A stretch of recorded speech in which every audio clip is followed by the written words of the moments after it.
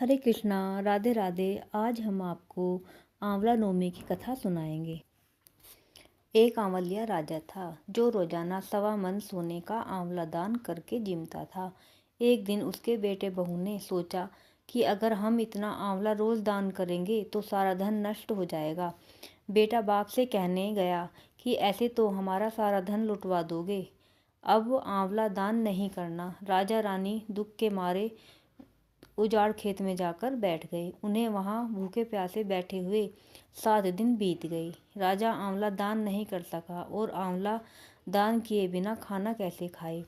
जब भगवान ने सोचा कि अगर मैं इनका सत नहीं रखूंगा तो दुनिया में मुझको कोई नहीं मानेगा। भगवान ने राजा के सपने में कहा कि तू उठ और देख, तेरे पहले जैसा ही राजपाट हो रहा है, आंवले का पेड़ उग रहा है। उठकर आंवला दान करो और जीमो। राजा रानी ने उठकर देखा तो पहले जैसा ही राजपाट और सोने का आंवला हो रहा था। वे लोग रोजाना पहले की तरह 1.25 मन सोने का आंवला दान करने लगे। उधर बेटे बहू ने अन्नदाता से बैर बढ़ गया। आसपास के लोग कहने लगे कि जंगल में एक आंवलिया राजा रहते हैं, उनके पास चले जाओ, वह तुम्हारा दुख दूर कर देंगे। वे लोग वहां पहुंचे तो रानी ने ऊपर से देख लिया।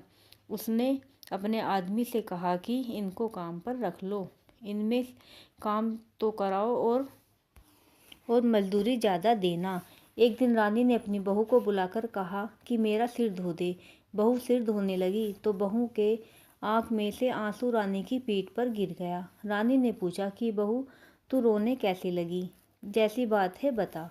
बहू बोली कि मेरी सास की पीठ पर भी ऐसा ही मस्सा था, वह भी 1.25 मन आंवला रोजाना दान किया करती थी।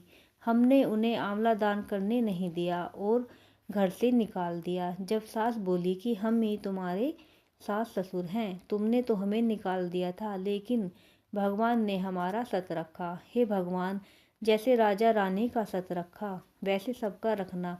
कहते सुनते हुंकारा भरते का अपने सारे परिवार का रखना।